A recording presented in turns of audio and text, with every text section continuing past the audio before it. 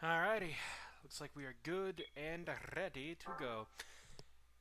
Let me adjust the mic a little bit. There. Hey everyone, Ragnamooney here. Welcome back to another episode of Let's Play Gran Turismo 2. Why?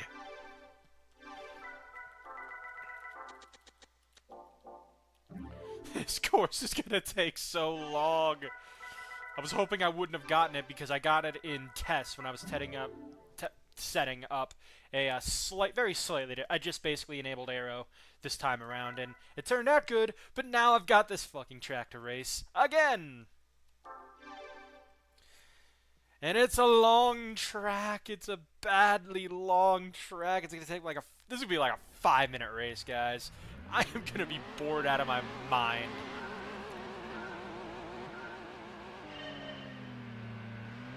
Oh, never mind. Now I'm in reverse. Even better. Oh, this isn't any better. That it was what's going on today, guys. Today we are beginning East City, and oh god. Need to remind you that the 3 cities that we have done before isn't even half of the manufacturer events. Yeah, it's like 1 or 2 races before the halfway point. So I want to say after Suzuki, we will have hit the halfway point, and that's pretty much what today's part will be. Nothing but Suzuki. So AltaWorks and cappuccinos. Hopefully pumpkin spice because it's October 30th at the time of this recording, and I still have not had any freaking pumpkin spice cappuccino. That is a crime. It's okay though. Thanksgiving and Christmas usually have some kind of free cappuccino over at our gas station. The lovely sheets of Pennsylvania.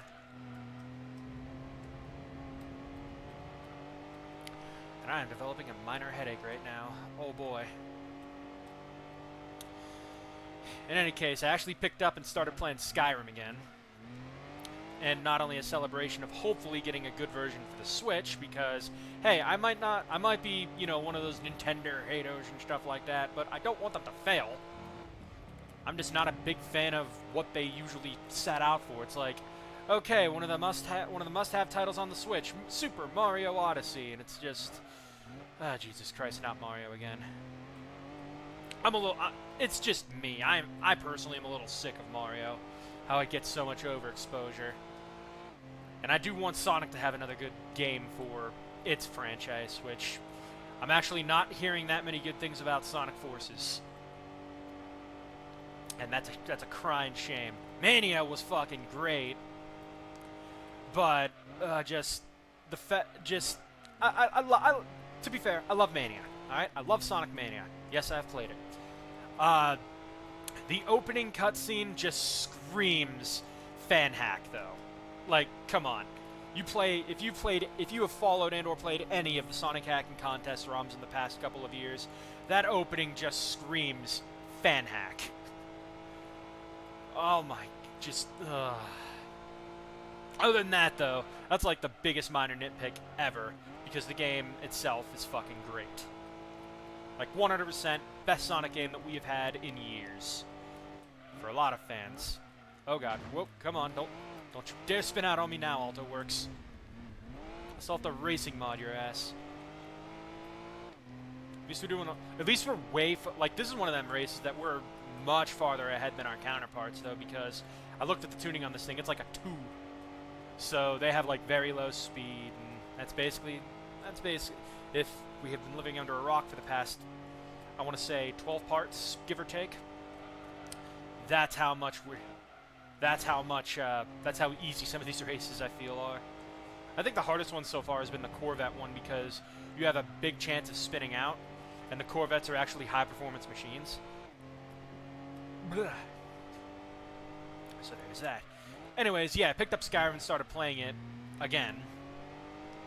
And I was working on a character in honor of the Game Grumps run. I made it a Khajiit named Dr. Orf.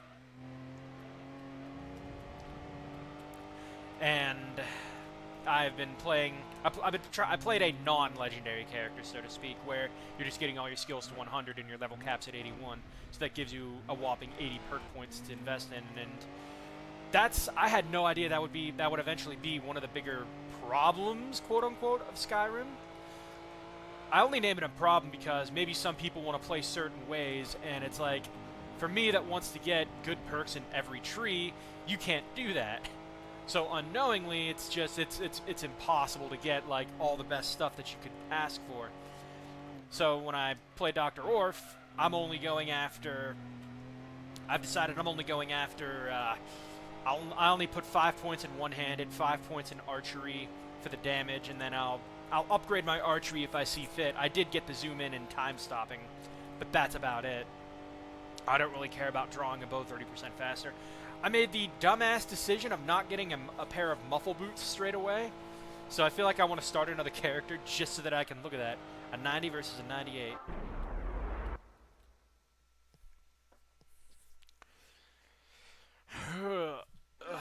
Not to mention, I've actually been turning in job applications over the past couple of days, hoping to get some bites. So, here's hoping, boys. Here's hoping I find work, and I can start funding this hobby a little more. Pray for me. Anyways, away from real-life presentations and limits and stuff like that, and on to more sensical matters. Like, what in the hell to make this paint job? Huh, black or blue? Gee, I wonder which one I'm more biased towards.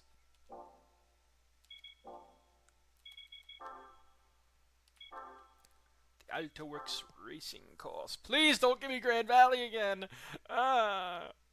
Okay, we'll take High Speed Ring. I will gladly take High Speed Ring. Oh my god. At least we got a nice short one for once.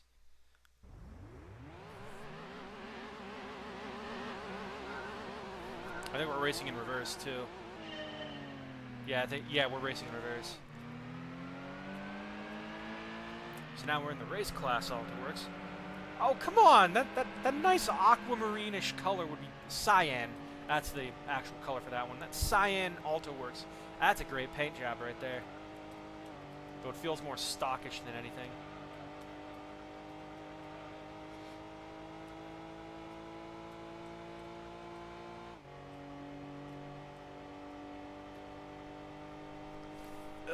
Boy. But I've been working, but almost every file I find myself doing the same thing. Working up the big three for money making and equipment creation, which is alchemy, smithing, and enchanting. Usually in some form of order. Because by smithing a whole bunch of iron daggers and whatnot, you can level up enchanting rather quickly. It used to be a lot easier in vanilla because in vanilla Skyrim, smithing was calculated differently just based on the amount of items you create instead of their value. But when I can't remember which one of these DLCs. I think it was either Hearthfire or Dawnguard, one of the two. There's also Dragonborn, but I don't know if it had any effect on it. Regardless, what ended up happening with those... Oh, no, you don't. What ended up happening with those was... And now my face is itching. Great! What ended up happening with those is they changed it to where smithing XP is calculated based on the value of the item you create. So in that I was like, oh no, what am I going to do? I found the answer in smithing iron armors, and then you just work your way up from steel, and then you have a choice. Do you want to take the heavy armor route, which gets you more... easier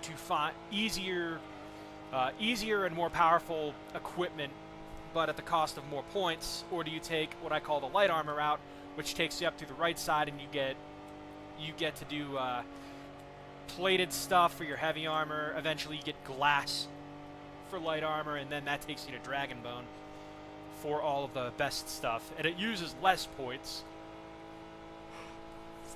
So you'll have a little bit weaker of weapons before dragons show up, but in the end you still get an amazing amount of light armor.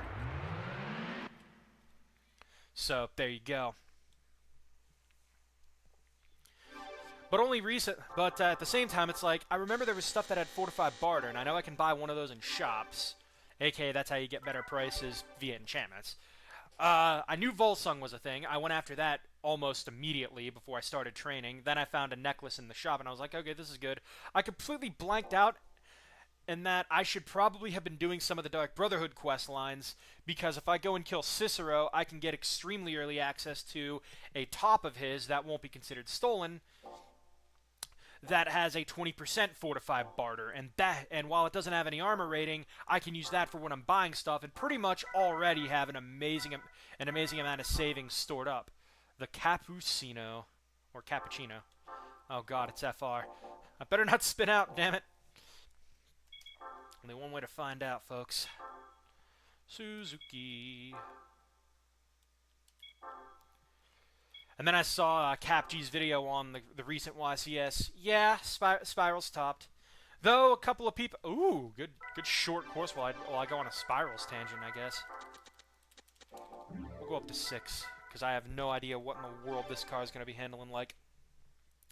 Anyways, as I go on the Spirals rant, yeah, the YCS had Spirals top again. And people are asking, does it need an emergency ban list? Some people are saying, no, of course it doesn't, because out of all the people that played Spirals, only 300 of the 1,300 that attended played Spirals. While that makes for a good argument, look at how many of those Spirals players topped.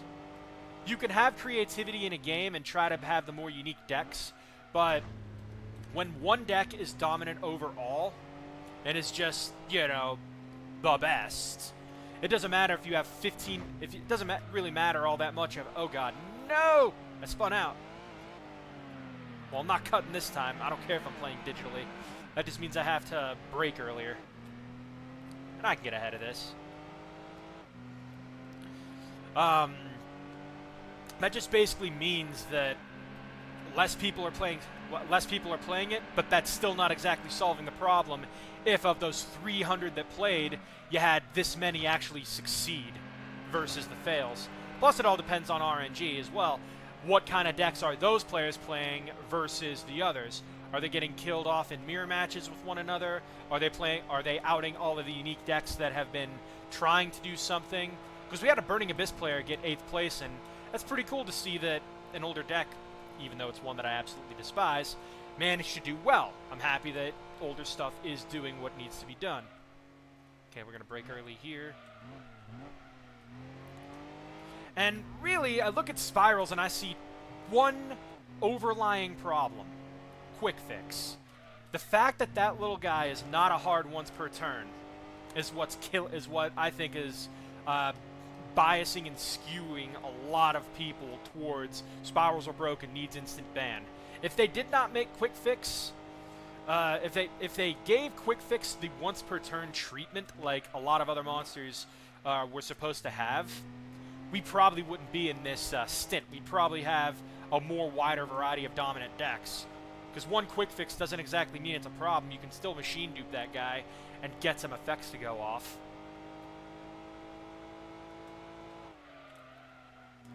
If they didn't want the hard once per turn, all they would really have to do is make it to where each copy of quick fix can only activate its effect once per turn. Instead of just being able to keep bringing it back, search, deck thing, link, set 5, Trigate, Wizard, Firewall, Dragon, double Helix, pass turn, and it's like, GG. Come at me, bruh. Oh, you do that? Okay, negate. Oh, I have a face down for that. I have a hand trap for that. It's masterpiece all over again for me. Where one deck or one overlying playstyle is defining how in the world we're supposed to build our decks, and it's just disgusting. Absolutely disgusting. It's why I'm not having fun with the game anymore. I can even go on to the casual playing sites like Dueling Book, YGO Pro, and all those stuff, and it's like, yeah, I want to play my favorite deck. What am I running into 9 out of 10 times? Fucking Spirals. Or whatever the flavor of the week meta. That looks cool. Oh, but there's a nice green one too. Alright, we'll go with this one. I wanted the black one, but I'll take the more silver blue one. That's probably the closest we'll get to the BMW M3 GTR paint scheme. So, we'll take that and roll with it. Let's see what kind of course we got. Ooh! That'll do. What did I tune you to? Wrong one.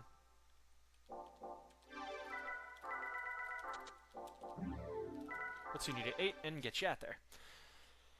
Anyways, yeah, it's like I'll run into the meta 9 times out of 10 on them sites, and it's like, okay, you go first, they'll go first, do their big play, and then where am I left with my dinky ass decks? I'm not going to be the guy that says, oh, I want restrictions here, restrictions there. You're not allowed to play this, you're not allowed to play that. I just have to grin and bear it. I'll try my best, and I will lose almost every time because of it. And no, I don't play like GOAT format decks in 2017 in those spiral matchups. No, you gotta be crazy to try that. I just try deck archetypes that are my favorite, and I try to be a little creative. There's staple cards in Link format that have already been defined. Gofu being one, Kaiju's and Slumber being another. I'm actually fitting to try out some Lava Golem. Not so much Wing Dragon or Raw Sphere mode. That's a little overkill. But I'm fitting to try out like Kaiju's and maybe a Lava Golem as a tech, because that attributes 2 monsters. And while it does give them a 3k beat stick, it's not exactly the end of the world for them having 3k, because then I can do something to get it returned to the hand, like a compulsory or something. Which that card, I don't know why it's still at 1. It's not that great.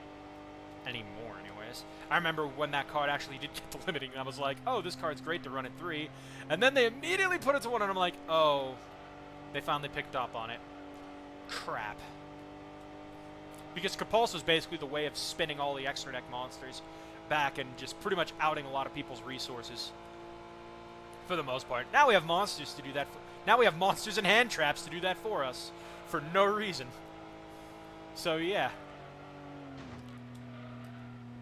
I think my favorite deck before Links were a big thing, I want to say it was Fluffles.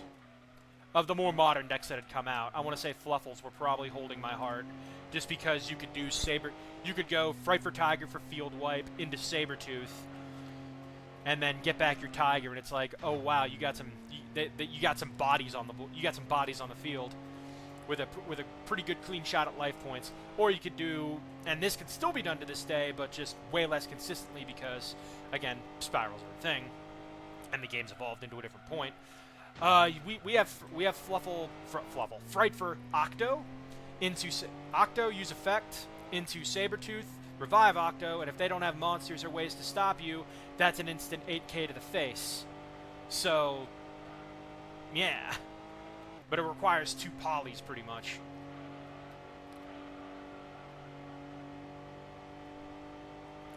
Which is why in the Fluffles deck we're probably playing Gofu just to get ourselves the Decode Talker.